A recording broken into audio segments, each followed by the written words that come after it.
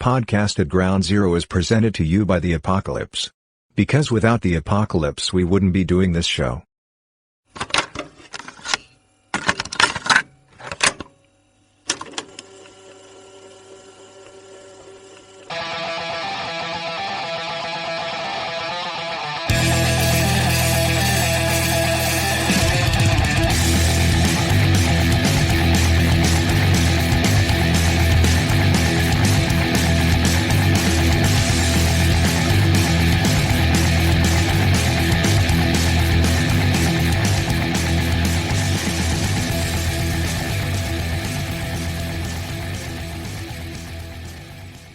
The sun hangs low on the horizon, illuminating the ruins of man's civilization with a bloody light. Is it the sunset of Earth, or the sunrise of a brave new world?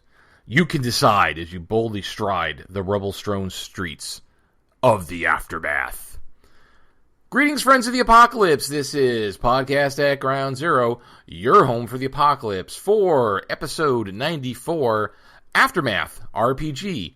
I am the Apocalypse Nerd. He is Adam Baum Glancy. Welcome to the Wastelands.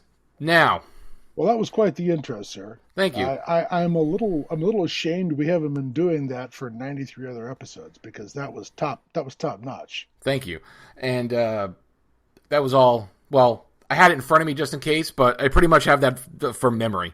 Now, Aftermath RPG. Now I know our listeners are sitting there. Jesus, guys, what the fuck? Another fucking role-playing game? Yes. Yes, we are doing another episode about a role-playing game. Because, like we said last episode, that's where our nerd lies. Because I think if you look at us, both of us as a whole, most of our nerd lies in gaming. Yeah, I'm afraid that is correct. That's where, if I've made any money nerding, it's been. Oh. Am I muted? No, I can hear you. Sorry. The cursor was on the screen, and it was showing the button that says mute, and I thought, oh boy, I'm muted. It was a premonition, but a premonition of the apocalypse. So all right. So today we are going to talk. We've mentioned this before, because like I said, I was kind of thinking about stuff, and I'm like, well, there's been a lot of stuff that, like, we've basically, freaking shotgun patterned a lot of stuff. When we did a lot of broad topics, we talked about role-playing games and this and that. We just like, bam, bam, bam. We just like touched on stuff. And I was like, you know what? Why haven't we talked about the Aftermath RPG ever? Because that's... Okay, I've never played the effing game, but it's one of my favorites. I just love it. So we're going to talk about the Aftermath RPG. Now, the Aftermath RPG...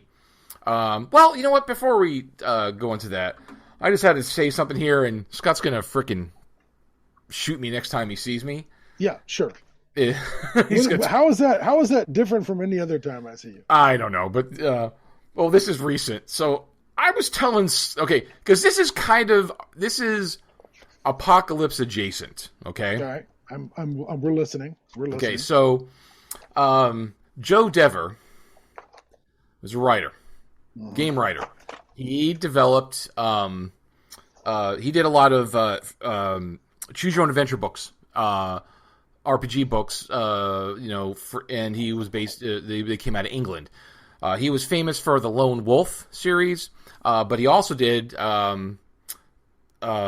Freeway Warrior, which is apocalyptic. It was a 4-book game, four different game books. So so Joe Dever is Apocalypse. I think it's Dever, right? Yeah, it's Dever. I always want to say Denver, but it's not Denver. It's Dever. It's like Dever. So he's post-apocalyptic adjacent. So I came across this weird little ad. I mean, just randomly the other day. It wasn't for Freeway Warrior. But I know I should be saving all this crap for an off-topic show, but you know what? I'm kind of reverting back a little bit. So, it's the apocalypse. It's chaos. Nothing is. There are no rules.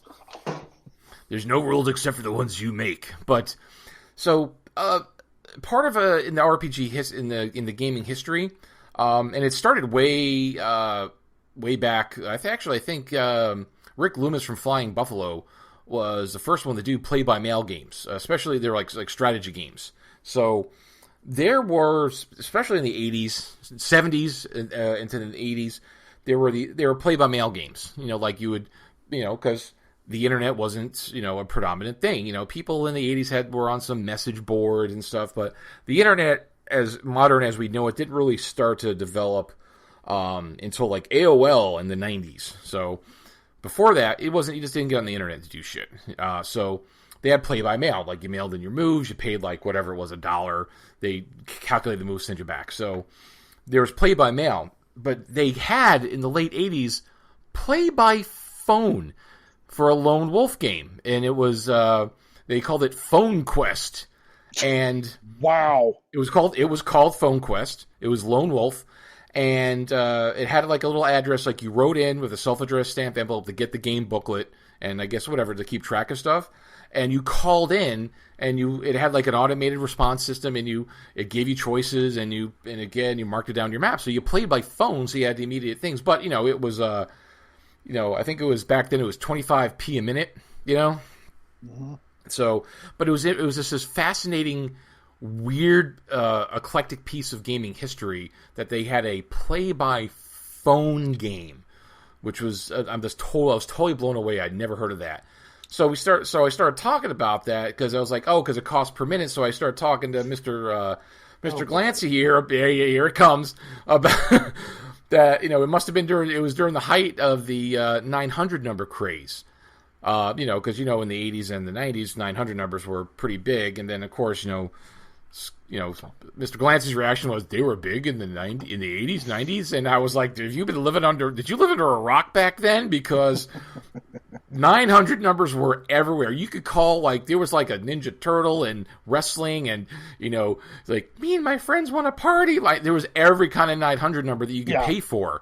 I guess I blocked it out once I ran up a $1,700 credit card bill calling 1-900 hot babes, and I've just never wanted to revisit the subject of 1-900 numbers ever again. Oh yeah, well, you know what? I wish I had the ability to block up that kind of useless stuff because I remember breakfast cereal jingles from the 70s, all kinds of useless crap that it's like there's no room in my brain for any like good information. It's just all useless shit. So what we really need is that flashy thing from Men in Black or something. Just clear out some space in the hard drive so we can actually learn something new. Yeah, but speaking of old things speaking of things that are not new, let's start talking about the nice folks at Fantasy Games Unlimited and their hefty box that was the original Aftermath game. This is what, 1981? It was first published in 1981, and it was created by Paul Hume and Robert Charette.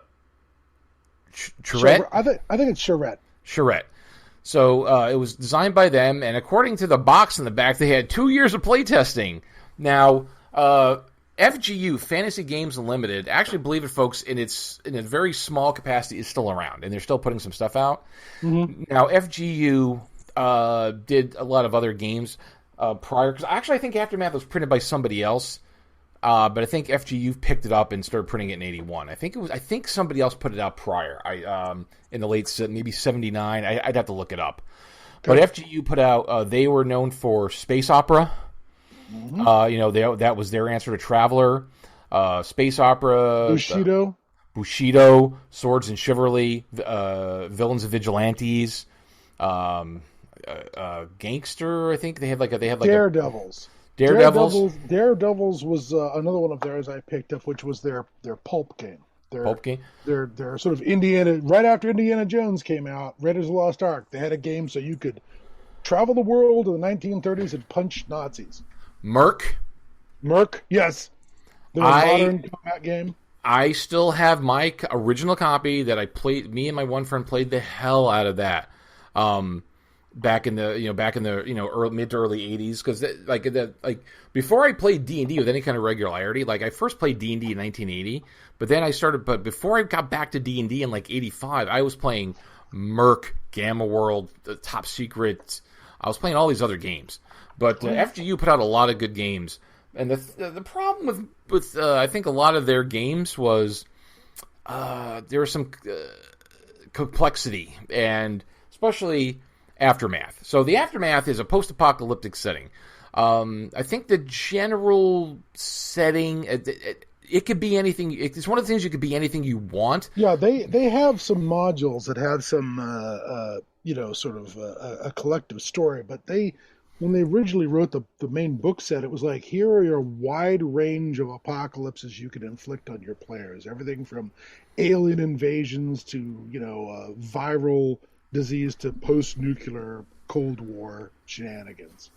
But the way things are written, it's generally more of a right after kind of, within a few years after. It's not like set 120 years or 100 some years. Of them are. Some of the adventures are, but I'm saying the core books as written generally takes the assumption that it's not that far after the apocalypse. That's fair. That's fair. So it came in a nice box set. So, again, I was watching Thundar. I had Gamma World. So I'm in middle school and I saw Aftermath post-apocalyptic. I got to get that. And I never played it because it was a little complicated. Even though it says role-playing, if you crack open the first book, and the game does come with 3 rule books in it, all full 8.5 by 11 size. You got your basic rule book, book 1, The World of the Aftermath, book 3, and Survivors of the Aftermath, book 2. I don't have them in order. But on book 1, it does say basic rules for role-playing simulation. Oh boy, it does try to, and I was looking through the rules again, which I haven't looked at in decades. Yeah, they're really trying to be a simulation game, like Twilight 2000 was, simulation game. Yeah, they are, but at the same time, Twilight 2000 actually dumbed down. The first edition of Twilight 2000 dumbed down some of the role-playing game aspects in favor of being far more of a wargaming setting. You know what I mean? It really did. But Aftermath, in a lot of ways, tries to have it both ways. It wants the detail of a simulation, but then it wants also the richness of role-playing. And it creates a character generation and a combat system they're like doing your taxes while you're performing oral surgery on yourself. It is a lot. Oh, I figured out when I was 13 how to make up characters. I used to make characters all the time, but getting into the entire rule system was a little bit different. Well, like for number 1, combat in the game. I'll jump to combat. Now, also in the game book, besides the 3 core books, you had a basic starter adventure, which came with some chits to play on the map, and it also had a character sheet and a 3-fold GM-type screen, which had a lot of references to the 30-location hit chart tables, a full-page combat procedural flow chart. Okay? You needed a flow chart to do combat. Okay? That's just... It's crazy. So we figured out how to do characters. But the one thing I did see in one of the rule books was... Now, let me also point out... Yeah, well, I'm looking. That in the hit location tables, that the hit location tables have modifiers so that if you're shooting somebody from behind or from above or from the rear or from below, it changes the hit locations. There's even inside the rule book another hit location table for somebody sitting down in a car. Oh yeah, because they'll be hit from there's the glass gives you a barrier, the door gives you a barrier. It's a lot. It's a lot, Jared. Oh my God, it's a lot. Oh my God, it's super detailed. It's and everything's on hexes, so which that's you get that kind of you get the wargaming feel from that because everything's hexes. Mm-hmm.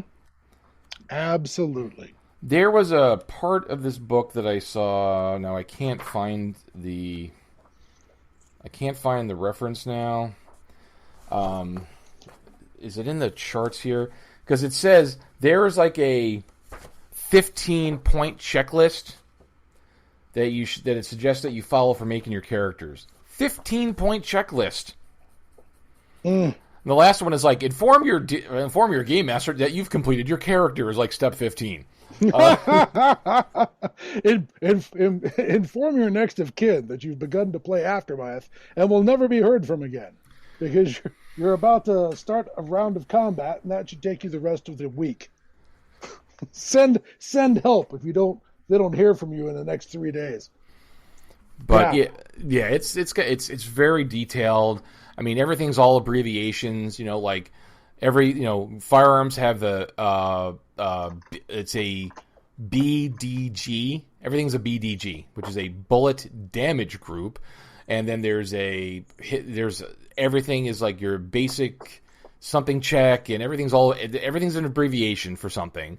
Mm-hmm. Everything's a modifier for something. Like even creating your creating your characters is like super complicated. It's like, well, there's offhand dexterity, not just your dexterity. Well, you have to have that. But then there's also another dexterity rating for your your non-major hand, your dominant hand. That's a bit much. And again, when they're doing things, they've got a right on the character sheet. They've got things like they want to know which pocket your shit is in. They want to know what's on your belt, if it's slung on the left, slung on the right. What's in your backpack? I get that encumbrance is a thing and should be considered in certain role-playing games, but this is a bit much. Oh, there's 5 columns for your attributes. There's the allocated, there's the permanent, there's the current, score. Then there's the AST and the CST, which I don't remember which it is.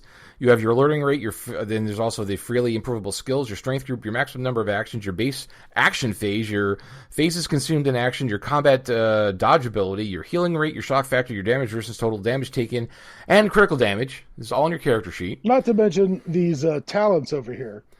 This list of skills that comes with it. Charismatic, combative, communicative, aesthetic, mechanical, natural, scientific. What the fuck? Well, those are all for your skills and traits, because everything is like, well, what's your ability plus your talent plus your... ability plus talent, yes. It's a complicated system, folks. It's really, but I read this book when I was like in the middle school. I read these books over and over and over again. Even though I didn't understand the mechanics of running a game, I just read them over and over again because it was post-apocalyptic, and it had some really good stuff in it, at least information-wise. I think it's got some really good resources that you could take a lot of this and punch it into any, like if you were going to run a modern Aftermath game, you could use some kind of rules light system and use a lot of the resources that are in these books. Well, certainly they've got an entire, as far as when it comes to the campaign packs or the scenario packs, you've got the first one, the Chicago city state, mm-hmm. is a huge environment. I mean, I guess it's J. Andrew Keith who designed it, and he's got illustration in it by his brother William H. Keith. They later went on to do a crap ton of stuff for the role-playing game Traveler, and eventually went on to found FASA. Okay.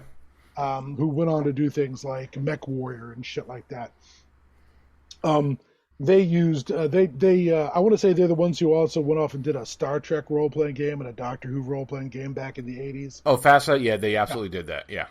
So, the campaign book one, City State, is definitely got both their fingerprints all over it, in that it really did a pretty good job of creating an interesting environment that because they were Chicago natives, that you could encounter while playing a post-apocalyptic setting, so long as it was not too as long as it wasn't too gamma worldish. I want to said when we were getting started that Aftermath always struck me as the like a knee-jerk reaction to Gamma World, or Gamma World where radiation gives you superpowers, right? And there's lasers, and the rules are light, and but it's rules light, and it's simple. It was a very simple system, and it feels like the people who designed this were like, you know what, this is not how to run an apocalypse. This Gamma World, we're going to show you how to run an apocalypse, and it's going to require modifiers and charts, and that's how we're going to run an apocalypse. And yeah. But in book 3, The World of the Aftermath, besides giving you multiple types of scenarios about how the world ends, book number 3 is a good resource book. It has lots of, like, whether it's, like you said, alien invasion, pandemic, zombie, whatever the case may be. It's got a lot of cool. It's got cool information. The Hammer of Nature, the aliens, Twist in Space. It does have psychic powers. It does have ESP powers. It does have psychic powers and mutations. But you got to admit that the mutations that are in here are more. They're more like what we'd expect from Planet of the Apes than we would from Gamma World. Do you know what I mean? They hang around on the edge of hard sci-fi. Yeah. There's none of this, David Banner gets some gamma radiation and now he's the Hulk, which is a lot of Gamma World radiation mutations come off as the kind of origin stories you'd expect for some superheroes, radioactive spiders, whatnot. You know what I mean? The Aftermath stuff comes off much closer to the kind of mutations you'd expect to see in those Gene Roddenberry, Genesis 2 or, Planet of the Apes or something like that. Do you know what I mean? In fact, I just opened this thing up and son of a bitch, there's actually a section on intelligent apes, including an illustration that is absolutely cribbed from Ape City. Oh, yeah. Well, nobody's going to see it but me. But yeah, but there's absolutely an illustration cribbed from Ape City with an ape wearing a helmet like General Ursus from Beneath the Planet of the Apes. So they were already on board. They were on board for, frickin' Planet of the Apes. It was almost kind of GURPish, like they could give you the possibilities of any scenario because, besides, all those scenarios, it also had, like mutations. It did have psionics. It did have, there is cybernetics they have in it, robots. They got a big section. They got a big section for crazy androids that are looking very Westworldy. Yep, they covered all this stuff again, but a lot of this, like you said, it's not super science. It's not like Gamma World, but they try to be a little more, like you said, a little more hard science fiction with it. Well, it's certainly very dominated by the science fiction of the 1970s. You know what I mean? Like, like the science fiction you might see in A Boy and His Dog or Westworld or, the Planet of the Apes movies, or things like that. Certainly, when they get their selected bibliography covers things like, what did we take our marching orders from? Right on the top, they've got Ellison's A Boy and His Dog, Pat Frank's The Last Babylon. That's, I was going to get to that, was their selected bibliography. A lot of the early post-apocalyptic books that I discovered and started reading were from, not just from Gamma World, was from here. Yeah. Pierce Anthony's Battle Circle, The Sheep Look Up, Some Will Not Die, Lost Continent, A Boy and His Dog, A Last Babylon, A Cannon Tell for Leibowitz, Lucifer's Hammer, Starman's Son. We're all listed in the back here. This was my list when I went to bookstores, use bookstores to find, or new bookstores to see what I could find. Was from the Aftermath, not Gamma World. Everybody's like, it was like, oh, the books in Gamma World. It's like, well, there's other recommendations too, So. Mm-hmm. But yeah, these books cover like so many scenarios, and then they get into super detail. They talk about apparently this world they set up and you can do whatever you want, but they basically put a couple pages on barter systems, because everything's barter in this, because, again, they kind of set a precedence of a world here. Barter systems, like, how do guns work? Like, pages and pages and pages of guns. Again, the simulation aspect of it. And they certainly came from a point of view, it seems to be, where they presumed nobody knew anything about firearms. I mean, that their reader would know zero about firearms, because they get very, very detailed. So, which I guess you kind of have to do. Part of me some of the problems I have when I'm writing material now is I've turned in stuff to my editor, and he's like, well, nobody knows what any of this is, Glancy.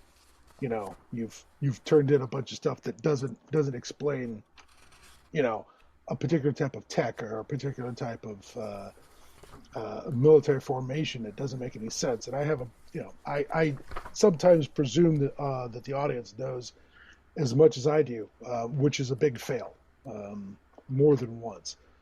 These guys at least went at it from the perspective of they don't talk down to their audience, and maybe, for some people who are a little more familiar with the material, that is, say, firearms, or they're familiar with post-apocalyptic fiction, it might seem a little overdone, a little over-explaining, but if you've got an audience who's coming from D&D, their experience of role-playing games is you take a sword and you hit it, and you wear chainmail, then they get it.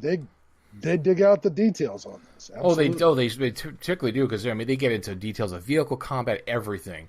And here's something from the back of book 2, Practical Considerations, and that's where I found the character generation checklist, which again was 15 check things on the list. It also says, for practical considerations, it says, remember several things. Nobody is an expert in everything. It is blatantly unfair and rude to snarl at the game master or other players because he makes a slip in working with some area you have expertise in. Expect the same courtesy from them that you give. Yeah, that sounds like something I'd like to see a little bit more around the gaming table myself. Absolutely. I thought that was. I just read. I probably, again, I haven't read this in decades, many decades, but it's like, oh, that's a good piece of role playing advice that a lot of people should, adhere to.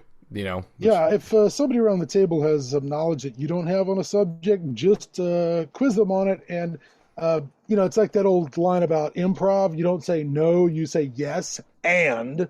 So you take whatever they gave you, and they go, you yes and them. Okay, yes. That gun doesn't hold that many bullets, and he has another magazine, which he's now loading in. What are you going to do? You work from that direction. That the expertise around the table can only help make things better. When I was at Necronomicon Providence a few years back, I had a guy who was an electrician, and so he was able to add some really gruesome details about the fatality of working with electricity that made a scenario just that much better. Because he's like, oh yeah, this is, here are some of the problems we're going to have dealing with electricity. I'm like, oh, it's just delicious. It was just delicious, horrifying details. But he wasn't a cock about it. No, he just threw out some extra details, and I'm like, shit, I never forgot. Like the whole thing about once you've gotten a big shock, you need to go to the hospital, be put in, like the water and salts bath to sort of allow the voltage to leave your body, allow the charge to leave your body. Otherwise, the charge will just stay in your body, slowly cooking your organs for hours after you've been shocked.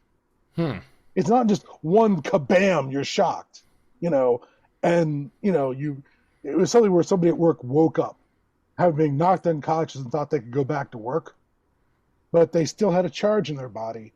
And if they did not get into that, and I want to say it was like literally a bath with salts in it to change the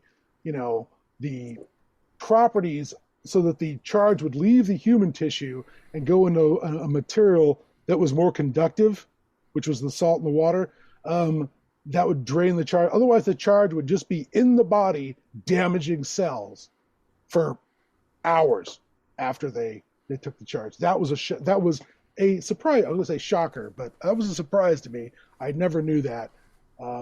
I look forward to the opportunity of inflicting that on players in the future.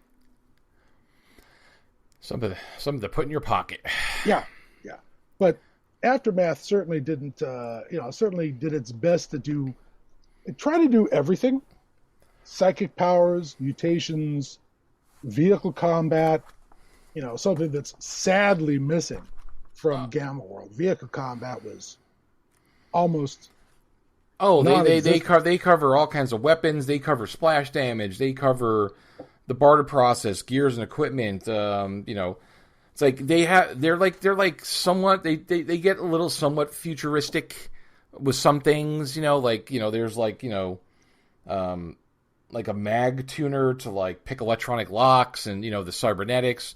So I mean they do touch on stuff and some of the armor, like a lot of the the early prototype stuff they used to talk about like in magazines for like the army soldiers and stuff and operating vehicles, the combat. They talk about starvation, water, thirst, weather. For fuck's sakes, there's hit locations specifically for sharks.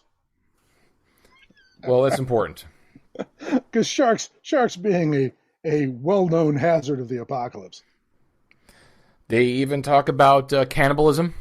They cover it, of course, and it's like literally like a half a page. They talk about cannibalism. Oh, Jesus! It's not one paragraph. I think somebody's telling on themselves. If somebody spent half a page on cannibalism, they may be telling on themselves. But it was altogether. I mean, it was a huge standalone publication. You got a lot of crap with Aftermath, and it was. Oh, here's the last sentence for on the cannibalism subject. Oh dear. It's an ugly question, but it must be dealt with by each campaign. Who goes ghoul, and what does it cost him in mind and soul? You never know when you might have to kill your girlfriend and feed him to your dog, like in A Boy and His Dog. It's right there.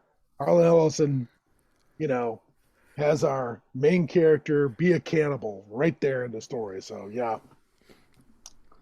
I don't know if I should really call her his girlfriend. She was the girl he knew who was constantly screwing him over and manipulating him the whole story. So maybe that doesn't quite count as girlfriend. Well, but, yeah, she was a girl, and she was kind of his friend. She was an acquaintance. She was a terrible person too. But doesn't work out for anybody on that one, especially with the sequel. What was the name of the sequel for? Never mind. Doesn't matter. Doesn't matter. There's a follow-on to The Boy and His Dog that I could never remember the name of.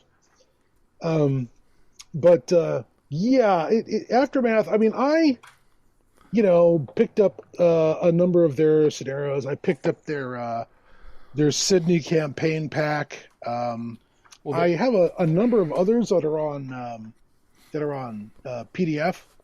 I haven't gotten a hard copy yet. I would like to get a hard copy of Project Morpheus. They had originally had 5 core books they put out. Resort. There was Scenario Pack 1, Into the Ruins, which was their, I think, one of their smaller ones. Yep. I actually cribbed some of this for a Gamma World game once. Then there's the Adventure Pack K1, The Empire of Cairo. Mm-hmm. There's the City State Campaign Pack C1, The City State, Chicago, Illinois, River Valley. There's the Scenario Pack A2, Campaign Pack A2, Sydney, which I believe has some mutations in it, because I think this one, I think that one is set. It's like hundreds of years after the war. Yeah, that one's set. I think that was one of their first ones that. That was their second one that was set in the far future. Mm-hmm. But then there's Operation Morpheus, the Ruins of the University, which was also set in Australia. This one had cryogenics. This one had androids, I believe, in it. So this one was set. It doesn't quite say. I want to say that it's a couple hundred years. I mean, there's still remnants of the Soviet invasion force of Australia camped out around Sydney Harbor, but there is no Soviet Union anymore. They're just one of the communities living around Sydney Harbor at this point.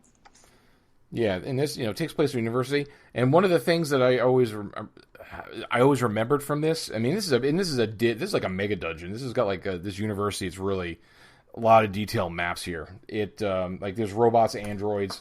So some of it's kind of quasi-futuristic. In Operation Morpheus, you're going through some of the rooms, and you come across like somebody like a rec room was doing a painting, I guess at the time of the apocalypse, like right after, and it's like a picture of like a cityscape of a ruined, burning Australia, and it says, and they're like in the picture, and then painted on the picture says "Welcome Ragnarok,"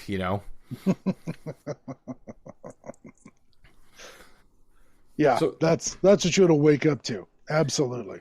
So there was the 5 core books, and then there was like a rumored like aftermath. I think it was like magic or technology that was rumored, but I never found it. But later on, in like the late aughts, because FGU never went away. They're still around. I think it's still run by one guy now. I want to say David Hammer is the guy's name. Working out of a game store somewhere in the Midwest, maybe Arizona or something.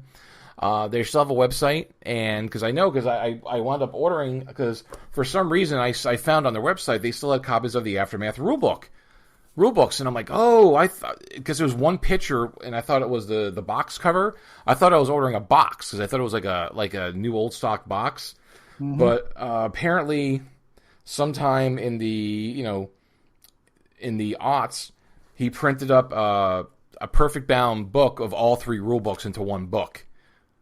So you could still get the rulebook. Besides it being a drive-thru RPG, you could get the rulebook. All 3 books, and it even has the survive scenario, which was the introductory adventure in the back with the maps, character sheets, like everything that was in the box set is in this, this softcover book. And then they also started producing some other things. Like one of the things they produced was an Aftermath technology book, and then there was like an Aftermath magic book.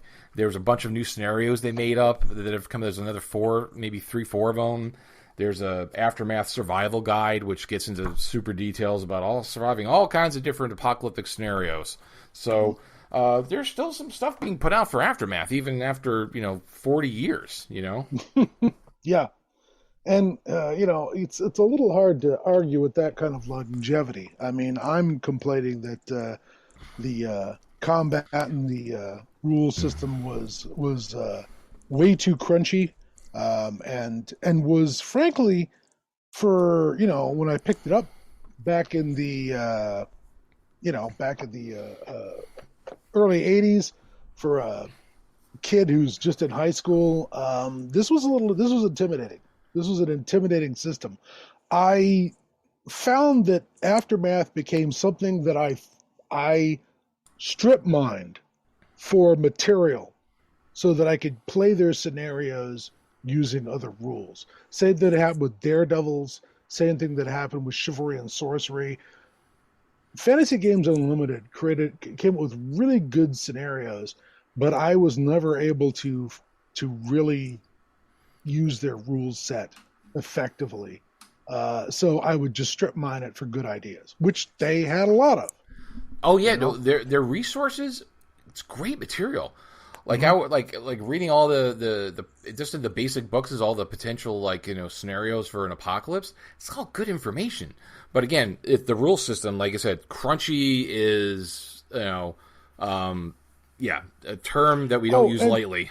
And I got to throw this out. One of my favorite post-apocalypse things ever is a weird little scenario that appeared in the Space Gamer called Antelope Island. And it is a scenario that I thought it was for Gamma World, but it was actually for Aftermath. It was sort of designed as it was a scenario that was published. It was sort of designed as a systemless scenario, but it's a couple hundred years in the future.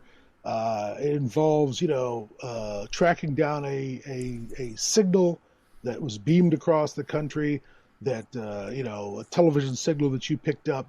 And strangely enough, it was all illustrated. One of the things that strikes me about it is it was all illustrated by Liz Danforth, who's the same illustrator who did all the interiors for the Sydney campaign pack. Not sure what the connection there is, except maybe Liz Danforth. But Liz Danforth did a lot of illustrations for Twilight 2000 too. She did for a lot of the scenarios, the early scenario books. She did all of the character portraits for Twilight 2000. Really good illustrator. She's a little older than we are. Did a shit ton of Tunnels and Trolls. Yeah, just a ton of Tunnels and Trolls. But yeah, it was called. The adventure was called Antelope Island, and it really had some super cool shit in it. While you're doing something else, I'm gonna look that up just to throw the name out so we can give the guy some props. But he created a post-apocalyptic world in the scenario that was a couple hundred years in the future that was built around the Holy See in Utah, what was formerly known as Utah. The Holy See, which was basically the Great Lakes and some of the other lakes, have filled in even more. So Salt Lake City is sort of submerged partially, except some of the buildings stick out. And around the lake is the Holy Empire of Deseret. So the Mormons are still there, sort of, but they've gone very medieval Catholic. And at one point, you can run into a group of a society that is an expedition from a society that are the descendants of Soviet paratroopers that were dropped into Colorado and have somehow become this weird kind of Cossack society that has evolved out in Colorado. You could run into where they have this weird blur of Cossack and communist culture together. They had a lot of cool little ideas in it. I was really happy with it. And let me just quickly look it up. It's like it could have also been called the Pirates of the Holy See, because most of the story involves piracy on the giant inland lake that has become the center of Utah. I'm pretty sure I've got a copy of it, a copy of that Space Gamer on my hard drive, just to throw out the names there. But it was one of the few times I ever saw anything for Aftermath in a major publication. I never saw anything for Aftermath and Dragon. Did you? Not that I recall. Yeah, I don't remember anything. I don't remember anything from there. I just don't. Let's see here. Aftermath. Yeah, I'm looking at there were some references, reviews. For what do you call it? The Dragon magazine? Yeah, I'm looking, there's this... that's it. It was Space Gamer number 68, The Island of Antelope. And, yep. Involves a Nautilus-style post-apocalyptic submarine sailing on the inland sea. And it was, it was like a very long scenario. It was like 24 pages inside the Space Gamer.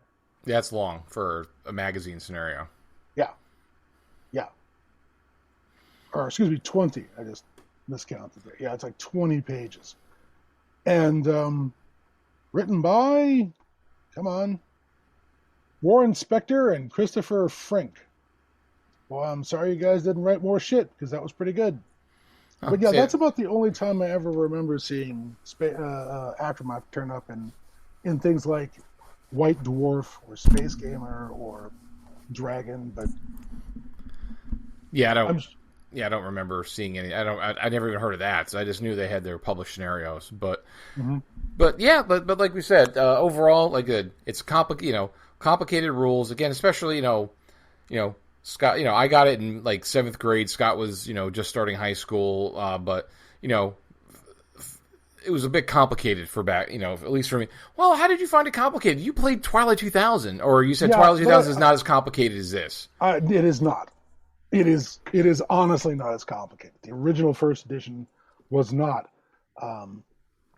as complicated. In fact, there's a lot of stuff that's simplified in the original Twilight 2000, and we'll get into that one of these days. But one of the classics is they simplified ammunition down to the point where, firearms didn't contain bullets; they contained shots, which was considered to be 3 bullets fired. So you'd have a 30-round magazine, but it only have 10 shots in it for game purposes.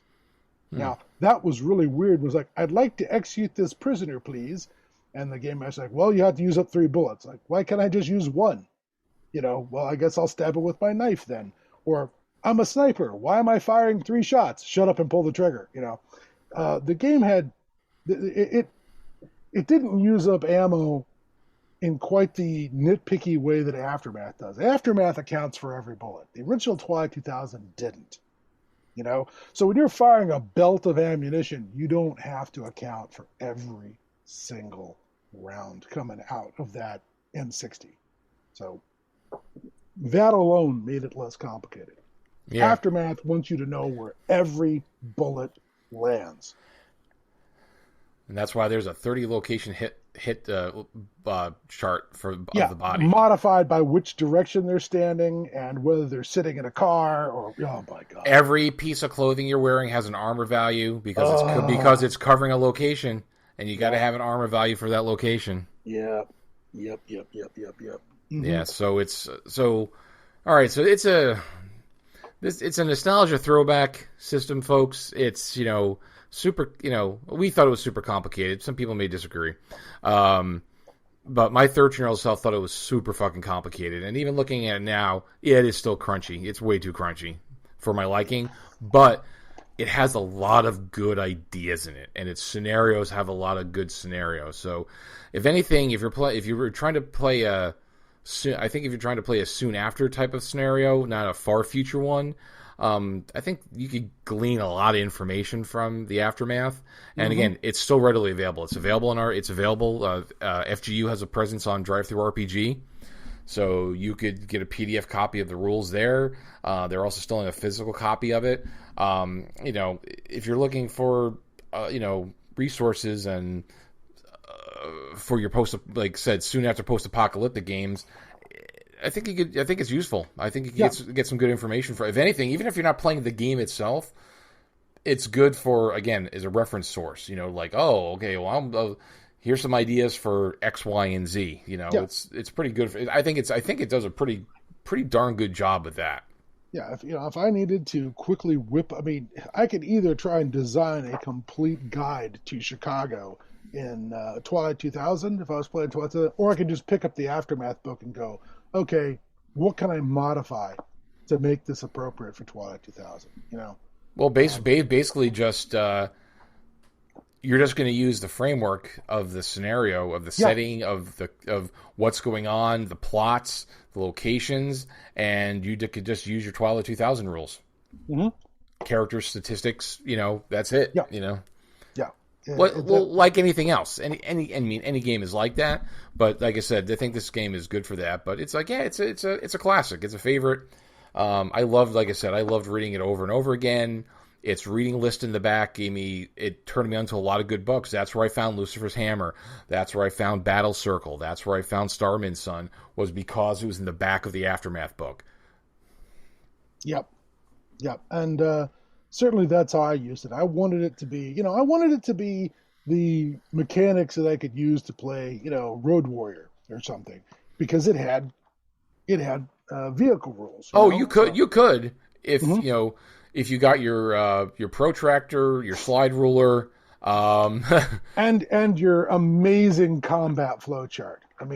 Any combat game that has, a flowchart to show you how to get through one round of combat, that's already we're in a rough spot. We're in a rough patch, Jared.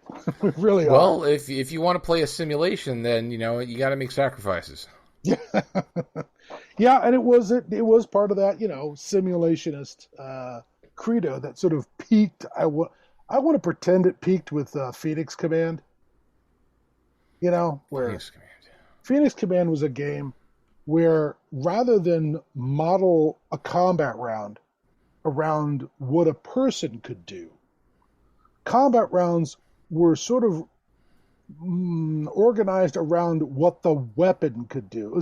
It was for people who wanted realistic gun combat or something, and they had all these physics models, and so combat's taking place in fractions of a second with automatic weapons where they're going to track every bullet, and they're going to track, there's hit locations for how the bullet goes through somebody, from what direction, and all kinds of stuff like that. It basically was, if it took the complications of Aftermath and dialed them up to 11, okay? Because they felt Aftermath was for pussies, okay?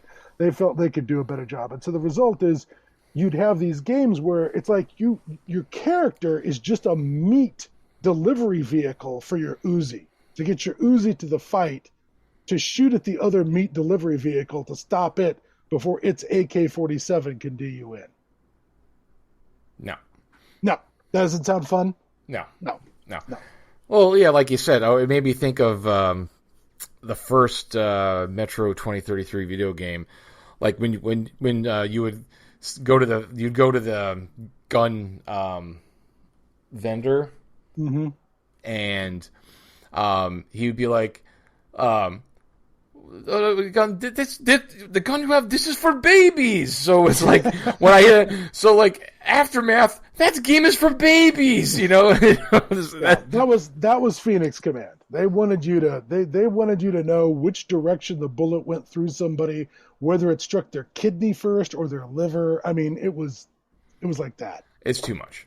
Well, actually, while I was thinking about it, FGU, Fantasy Games Unlimited, also had two other post-apocalyptic or apocalyptic adjacent games out there. Two more box sets. There was You're the Phoenix. Oh, that's right. Which was, you were part of some kind of space crew that, when I think you either were in suspended animation or you went through some kind of, time hole, and you came it was 50 years in the future and the Soviets had taken over, and you got to, fix everything. Yeah, you've arrived and it's already America with a K, and you've got to fix it.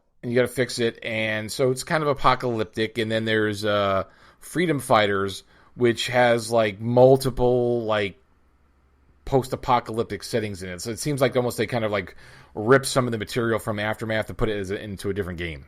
Yeah, maybe trying to give it a little bit of that Red Dawn flavor. Freedom Fighters was it could be anything. It could be there's it's aliens, it's a nuclear war, it's whatever. It's they ripped those kind of things out of the Aftermath book and put it there. So, but Aftermath, a bit of nostalgia. Again, if you're looking to get some good source materials for a post-apocalyptic game, no matter whatever rule system you guys are using, it's easy to pick up. I think it's worth looking into, at least again just for the data. But again, it was a big part of my childhood, growing up, Cold War, playing post-apocalyptic games, reading post-apocalyptic novels, reading these rules over and over again, just I want to play this game, this is so cool, I want to fight androids with my mag locks and my, whatever, big part of my childhood. But it's and the fact that it's still around. Now, mind you, it's very niche, it's a testament to their game that it's still around, but I mean, how popular is it really? It's very, I'm sure its audience is very small, but it must be enough for them to, drive-through RPG is easy. But at some point there must have been at least some kind of demand for stuff, because in the late aughts, early teens is when they put out all these different scenarios, like the Aftermath technology, Aftermath magic, and like 4 or 5 other, I think another 4 other scenario books they put out. So at least 10 years ago there was some popularity that they continue to put this source material out. So no, I agree that it had legs, and one of the reasons is that it was doing Twilight 2000 before Twilight 2000 showed up. Oh yeah, it really was 5 years before, right? I think it was trying to give the players that taste of the a harder sci-fi post-apocalypse, something that would give them a little bit of that Cold War fix, absolutely. Well, there was Mara Project also. Don't forget about Mara Project. You're right. And now that you mention it, I guess those were our two go-to apocalypses once we got into hard sci-fi. Yep. Once upon a time. We'll have to cover Mario Project too, because I have on my shelf pretty much I think all the material that was ever put out, because a friend of mine had it and he bequeathed it to me because he was like, he got rid of all his RPGs because he's never going to play them. He's one of these guys, never going to play it again. And so besides like 2 long boxes full of like Champions GURPS that I sold on eBay 15 years ago, but I kept all the Aftermath. I kept all the Mario Project stuff because we played it once, and there's some good some good source material. So we'll cover Mario Project also too. Mario Project is another one that would just slide effortlessly into some of this Aftermath any system. Particularly the stuff that's a few years in the future, like the stuff that's a couple 150. I think if I remember correctly, it's 150 years. Yeah, so there's an enormous number of things that would slide. You could effortlessly slide those scenarios into an Aftermath rule system, no problem. Those 2 games had a lot in common. The only difference maybe being, at the time that they were being published, Aftermath had a higher quality of production. Yes, because they had staple bound and they had a lot of interior illustrations. Mario Project, when it was first hitting the shelves, I remember a lot of spiral bound stuff. Yeah. They were much smaller operation with a lot. Well, I think a lot of their stuff was designed to fit in a 3-ring binder, like the way it was printed with hole punch, so you could put them in a 3-ring binder. Yeah. But we'll talk about that, folks, because now we have another topic for another episode. We are going to talk about the Mario Project. Yes, folks, we're going to talk about another fucking RPG. Is this just poisoning the well for eventually when we get to talk about the new edition of Twilight 2000? People will be so sick of role-playing games that they will throw tomatoes at me radioactive man-eating tomatoes at me because I want to talk about the new edition of Twilight 2000. So there'll be an attack of the killer tomatoes against you? Something like that. That seems apocalyptic. It does. Maybe we should cover it. But, because again, folks, you know what? I decided we're just going to talk, like I told you, I'm going to talk about what I want to talk about. And I love RPGs. So, but again, we're trying to talk about post-apocalyptic. So we're keeping on topic, folks. We're keeping on topic. Because Aftermath is a post-apocalyptic role-playing game. Mario Project is a post-apocalyptic role-playing game. And you know what, to bring up, like somebody had mentioned, I saw a post somewhere, like they enjoyed our talks about role-playing games, but they're like, could you talk about a more modern post-apocalyptic role-playing game? And I was like, okay, you got a valid point. However, yes, very valid point. Very valid point. However, there's not a lot of modern. Now, when I say modern, there's stuff being produced. However, some of the modern post-apocalyptic RPGs, besides the revamp of Twilight 2000, there's Mutant Crawl Classics, and they're still putting stuff out, but that game came out 5 years ago, so it's modern, but it's not new. It's been around for at least half a decade. There's Mutant Year Zero, which has been they're still putting out stuff for Mutant Year Zero, but again, that's probably been around for 10 years now. Yep. So I guess it's more modern in the sense that it didn't come out in the 70s or 80s. So I guess we could talk about that. I guess that would be considered modern. Yes. But that's at least more modern. I mean, and again, when we say modern, the funny thing is that the brand new Twilight 2000 that's been 4th editioned, is, despite being new, is actually a throwback. It's a period piece set 30 years ago. They decided we're not going to update it for the 21st century where you're going to have the apocalypse of the 21st century. Nope. Our apocalypse is going to happen in the 20th century. And we're going to set it back in the good old days. It never happened. Well, but the thing is, it's not a stretch.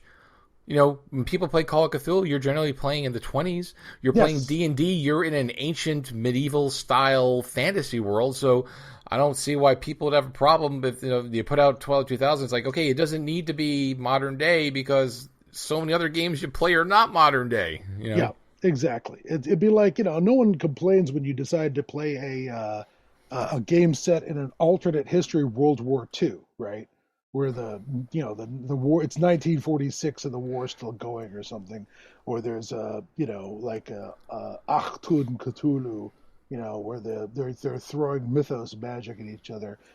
So the new Twilight 2000 is a cool period piece. And what I love about it, of course, is, and we should save this for the actual broadcast, is since it's set in an alternate past, I almost know what the playlist is because it's all music that was already made.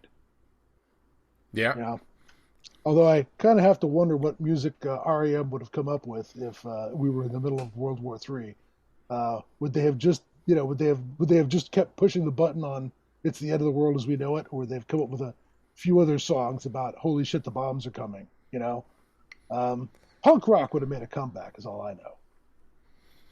Yeah.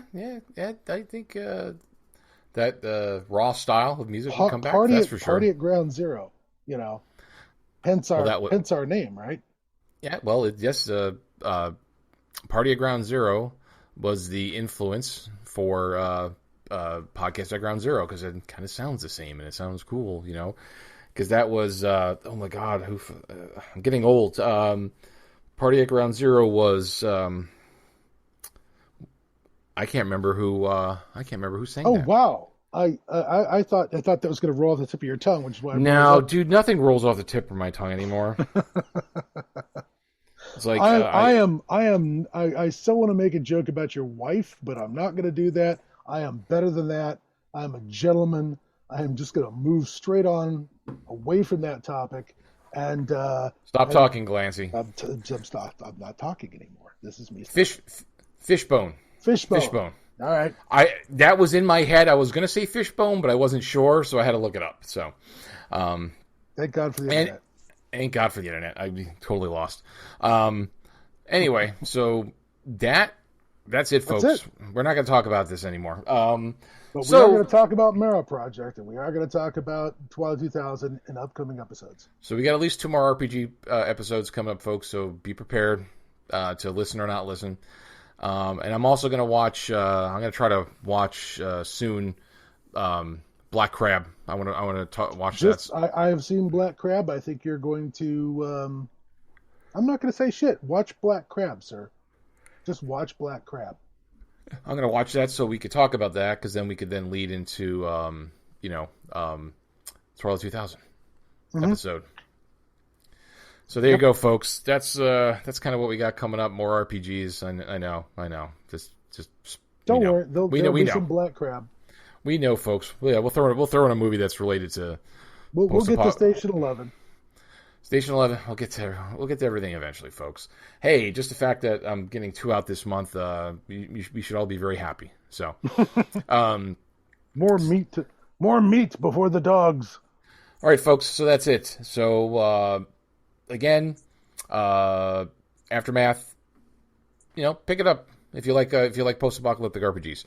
So that's going to be it, folks. We've already discussed about things that are going to be coming. So we got some more topics coming. And as always, thank you for your time with us. We hope you enjoyed.